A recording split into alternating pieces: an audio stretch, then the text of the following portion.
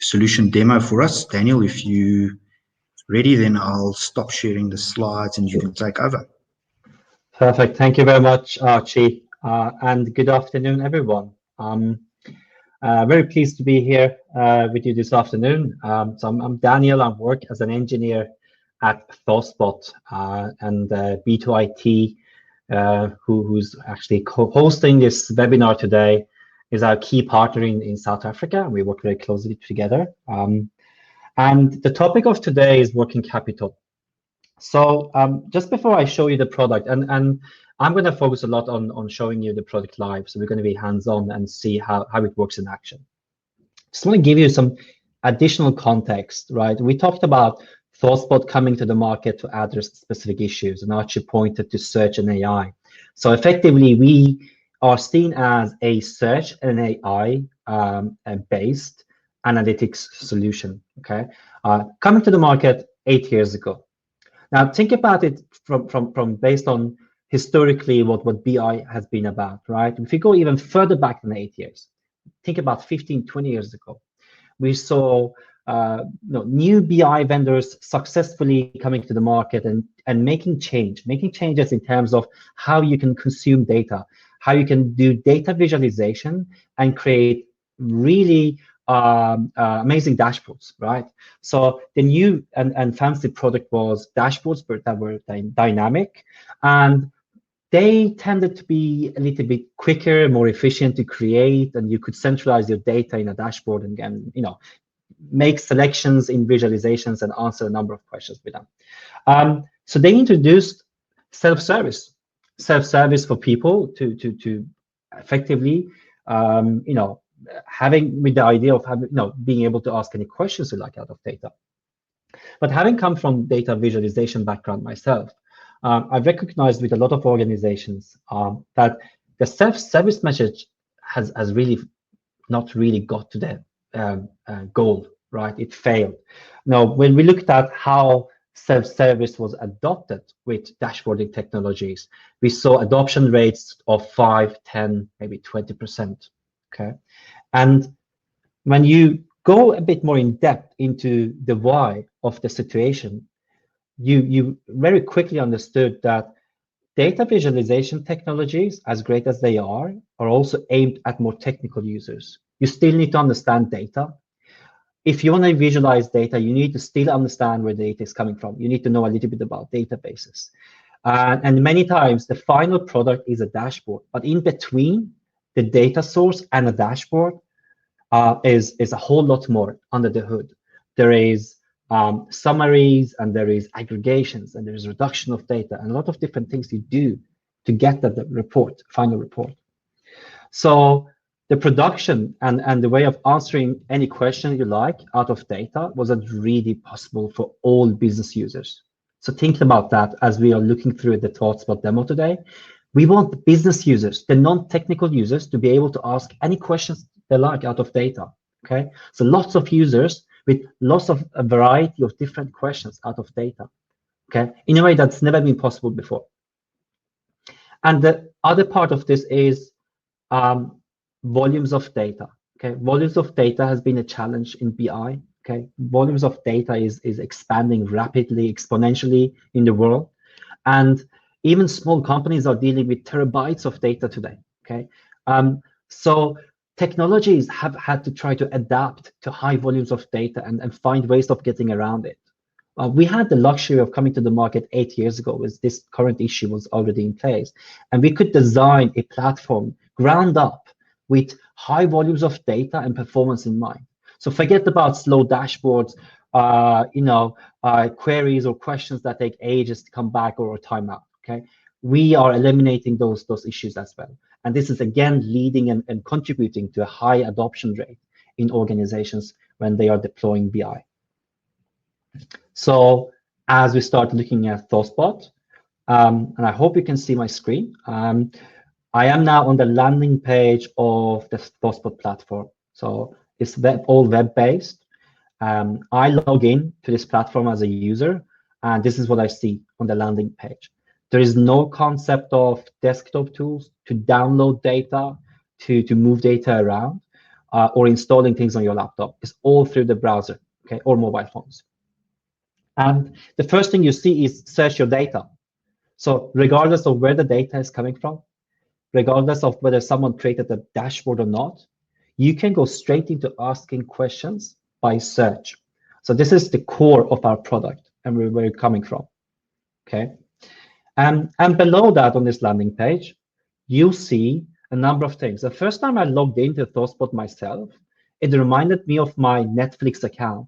I saw favorite dashboards and KPIs that I was following and things that are trending, things that I've recently viewed in terms of information, dashboards, and so on.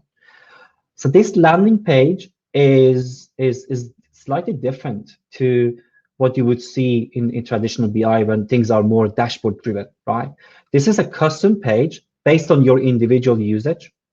It knows who you are. Think about your social media accounts. If you log into social media, those platforms know who you are. They know about your history of usage, the history of what you like and dislike and search. And we do the similar thing in ThoughtSpot. We understand who the user is, what data sets they have access to, what they have done with data in the past in the platform, and we customize the experience and we optimize it for them. So they can see things such as, did you know, where AI comes into play. AI in terms of, in this scenario, automated insights. The platform is looking at the data sets in the background, and it's almost like having a virtual expert next to you, tapping you on the shoulder and say, hey, did you know? And you haven't even asked the question at this point, but it says, did you know that there are some anomalies and trends or other correlations in the data at different data sets or business lines? As an example, we can see that there is a average of days late for our invoices being paid are trending down. And that's something that's just trending at the current state. And the system is telling us about that there is something good happening or something bad happening, okay? So that's what the idea there is. But there is more about AI that I'm gonna get back to. Now, the topic for today is working capital. And we talked to a lot of organizations about this, okay? We know that managing accounts receivable is part of working capital. And I'm gonna demo a specific use case on accounts receivable for you today. And the reality is that with the organizations that we work with, they have always struggled with understanding the data and how to manage the many variables that are involved in measuring accounts receivable and finally the working capital. Because these data sets, such as the accounts receivable, they are very granular. There is invoices, there's PO line items. And prior to ThoughtSpot, the access to those data sets and the information that people needed was constrained to static reports distributed at weekly or monthly basis. That kind of access to data made it very difficult for anything from the CFO on the top down to credit reps at the lowest level of maybe that org to access and understand data based on today's need rather than historical needs. Okay, it was difficult for them to ask questions such as what invoices are we expecting to be paid in a certain time period, or how to prioritize customers that are late with invoices. So what they had was at best a dashboard like this, and we do dashboards. We are a BI tool, so we have a dashboard solution here too, right? We can present data in this format. But the fundamental difference here is anyone can create this dashboard. This is not limited only to the capabilities of technical people. Any business user with no understanding of how a database or the underlying technology under the hood works can still produce these reports easily. So let's change and switch gears a little bit. Imagine a scenario where I am a credit manager in an organization, and there is maybe a corporate-wide initiative. We need to start looking more closely at working capital. We're going to start with accounts receivable, and we need to analyze the AR situation and find opportunities to improve it immediately.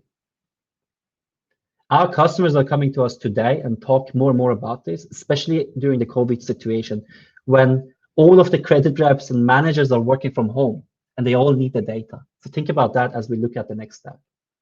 Instead of relying on a dashboard, I'll just go to search.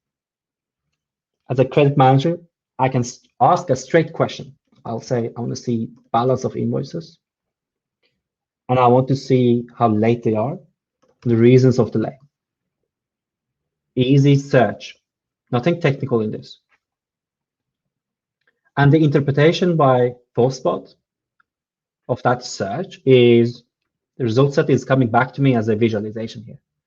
And I can see at a high level what the data looks like. The x-axis here is telling me the average days late of invoices. And actually, that was the y-axis. And the x-axis is telling me the amounts of invoice. And there is an outlier here, right? So I can see an amount, about 5 million, that are late due to pricing error.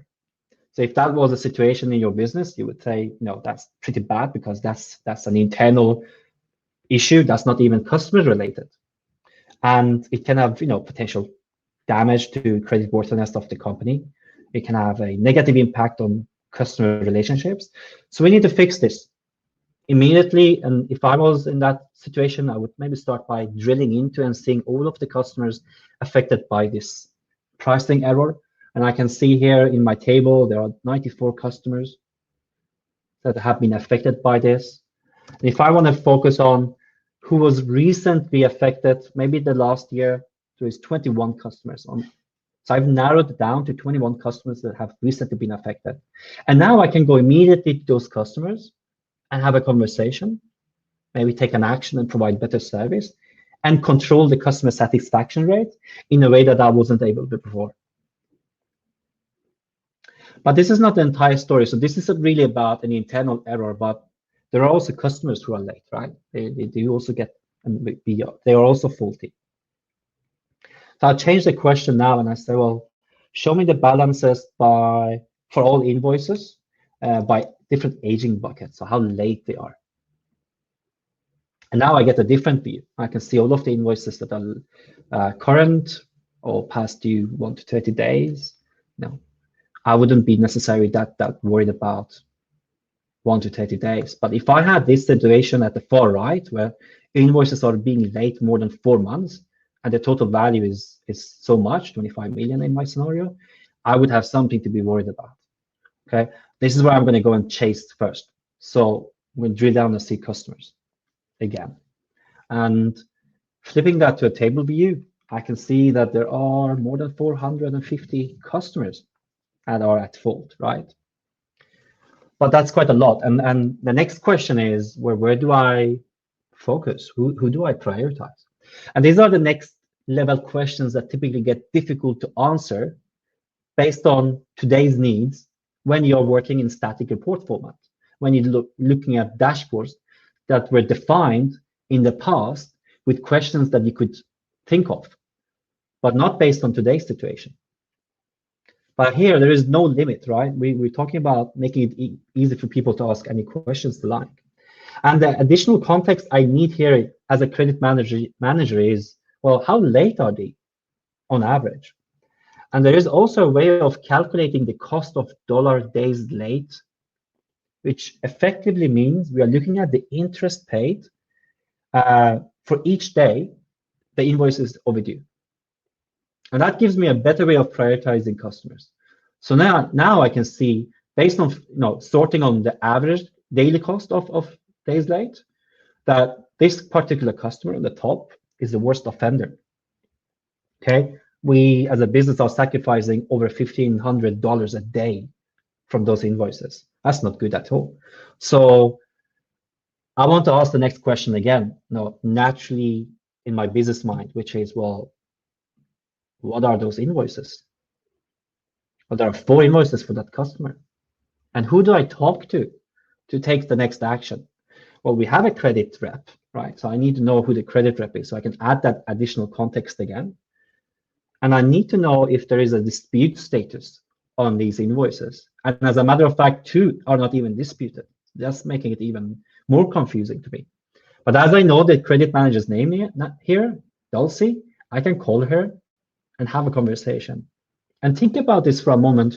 We're not talking about just getting a visualization report of data.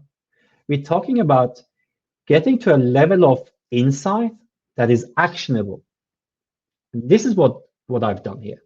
I've got down to a level of understanding of the situation intelligently by accessing the right data to be able to take action. So what I can do next here is I can share this report with Dulcie. I can send it to Dulcie. I can pin it to a new pin board. I didn't show you how to create pin boards, but they are so easy to do. So you just say, well, create my new pin board on the fly. Just say, create that on my name. And this report is now added to the pin board. And I can add anything to that pin board. So I can say, well, actually, I started off with looking at balances for invoices and aging bucket, right? That was another interesting insight that I was looking at. And I could add that to my new pin board.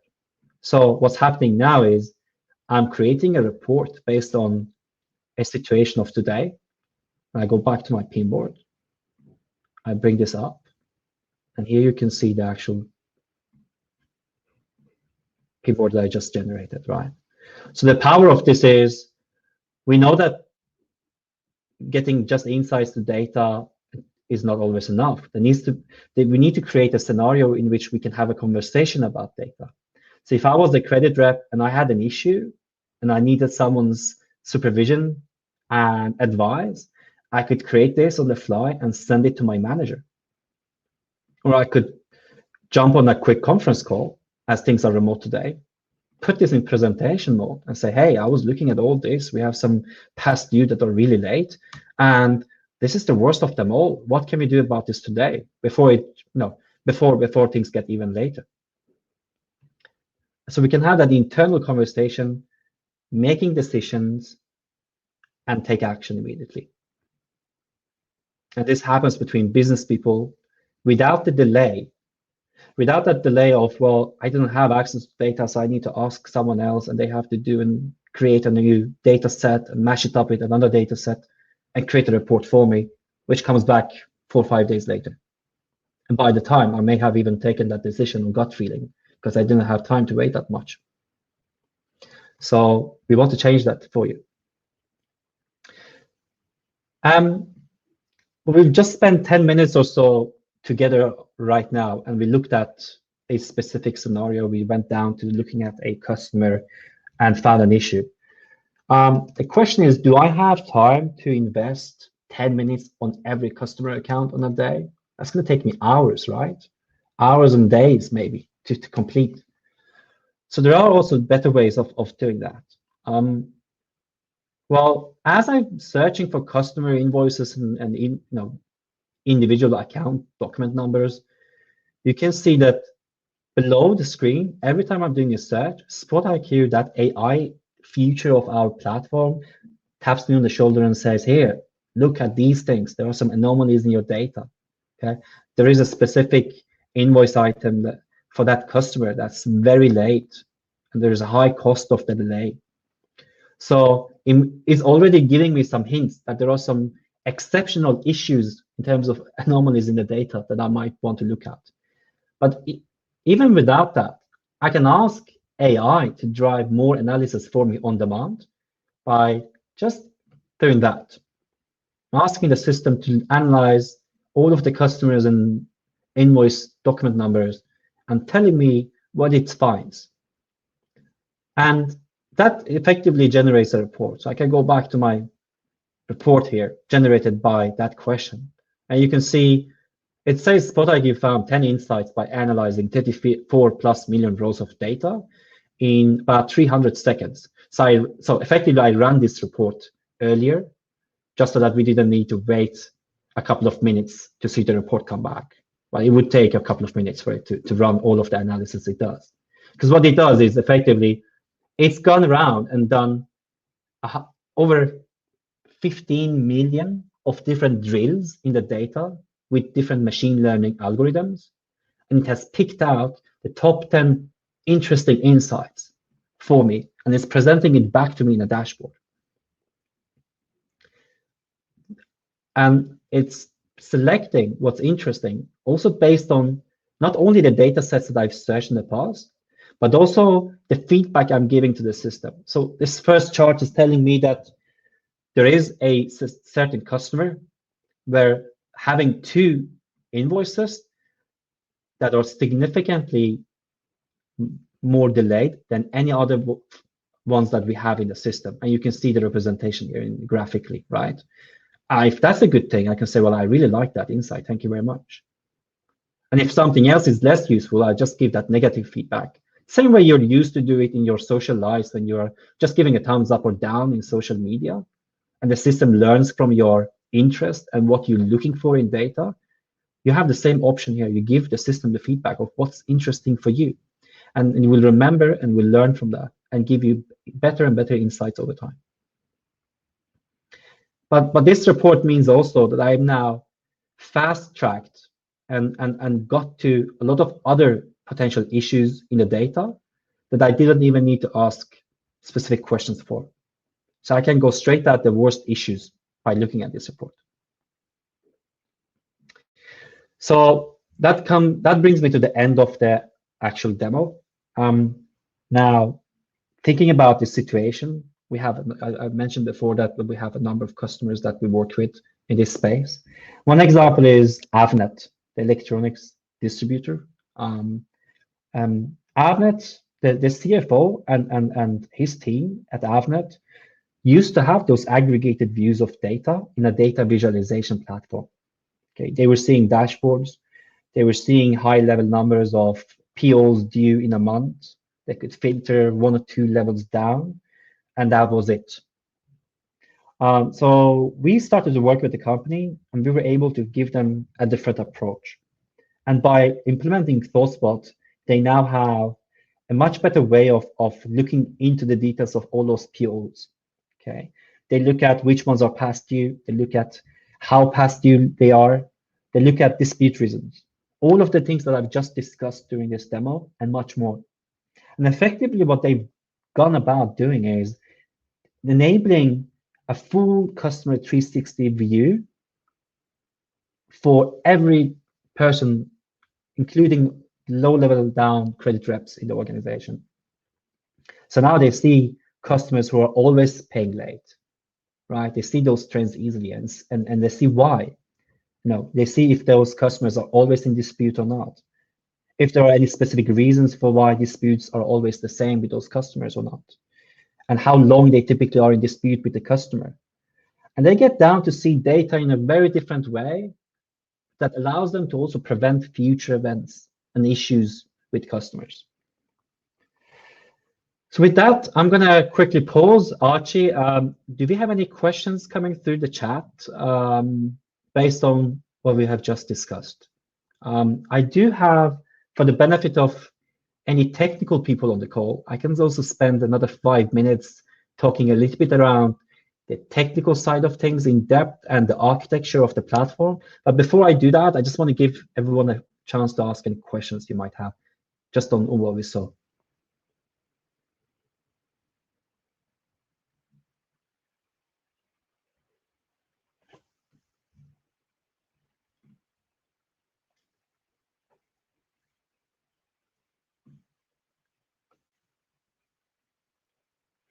Okay, so there is a question about what formula can I use to calculate the cost of invoice delays.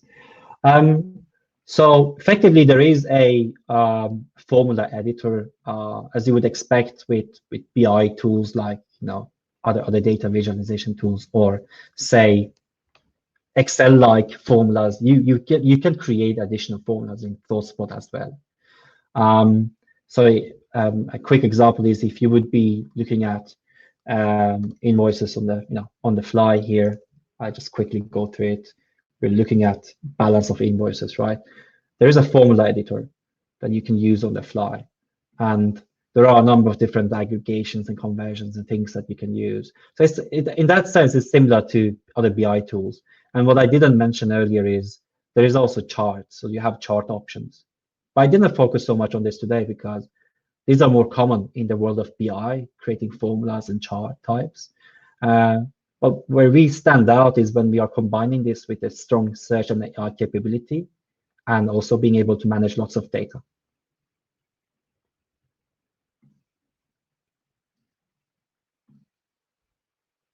No problem. Thanks for your good question. I don't see any other questions come in, but please feel free to type if you have any other questions. I will just flip over to my slide and show you one slide on architecture for the technical people in the room. So the architecture is as follows. We can install the ThoughtSpot software on any platform of your choice. You can be in the cloud, like installing it on AWS, Google, or Azure, or you can create your private cloud or on-prem using VMware, and there is appliance that you can buy as well with ThoughtSpot, which is really a bit more old-fashioned, but there's still around. Okay. Architecture of the ThoughtSpot cluster is effectively you can cluster it by nodes, and it is designed in a way so that you can create databases using our native database on ThoughtSpot, or you can use an external data warehouse of your choice and connect ThoughtSpot to it. So you have options there. So one option is you take different data sets from various different places and you combine them and you effectively host them on ThoughtSpot. Okay, so our technology stack comes with its operative system, it's Linux based, and we have database and we have the application layer with search and AI and everything else that we include. And as you move your data onto ThoughtSpot, you can create that database and presentation layer. The other option is you can select, if you have a strategy where you're investing in one of those modern data warehouses, enterprise data warehouses on cloud that are ideal for analytics purposes, we have a partnership, technology partnership with all these providers, and we're rapidly adding more to this list. There are things like Teradata and SAB coming soon, where we connect to them live, meaning you wouldn't need to recreate a data warehouse on ThoughtSpot. You can utilize the existing enterprise data warehouses you're investing in. So the data remains where it is, and we can search across all of that data, enable business users to interact with it immediately. And on top of that, there is authentication in place. We're very successful in implementing ThoughtSpot in enterprise environments at scale. There are use cases for internal, but also external use cases. Imagine a company like British Telecom in the UK. They have over 1 million of customers, and they're allowing all customers to log in through a portal into ThoughtSpot to see their own account invoice details. And you can imagine the authentication and security that needs to be in place to ensure security, data security, and also that people see the relevant data, right, and nothing else, because all of the customer data is in one place, but we can filter out and make sure that every customer sees only their data. So we have a lot of capabilities in that area to put you at ease and make sure that we can deliver on your requirements. And there is also the likes of backup and storage in place, so you can secure data for any disasters that may happen at any level. And the other side of this is how you're consuming data as a user, whether you're a technical user and you are creating data or designing advanced formulas or want to implement advanced analysis of data, or if you're just a more average user and you ask business questions that are technically not very difficult. No matter what, it's all web browser based. and you can use your mobile phones, whether you have Apple or Android phones, you can use them to consume that data. So that's what it is in a nutshell. I'm not going to go into more depth. Obviously, we can have those conversations as a follow-up with you. I would recommend to contact B2IT and Archie and the team in South Africa to get to know more about ThoughtSpot and how it can fit with your requirements in mind and the projects that you may have ahead of you. Again, thank you very much for your attention. I'm going to hand back to Archie for any final words. Archie?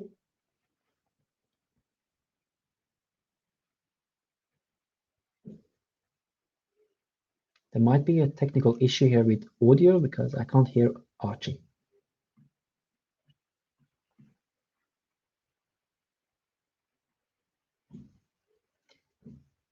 Probably something going on there. Apologies again. The fact is, regardless of Big Marker or Zoom or WebEx or any other technologies, we know that they're all under pressure these days as people work more and more from home. So there seems to be some technical issues on the platform today. So apologies for that. On behalf of ThoughtSpot and B2IT, say thank you very much for your time today. And we look forward to have further conversations with you in future. Thanks again and see you soon.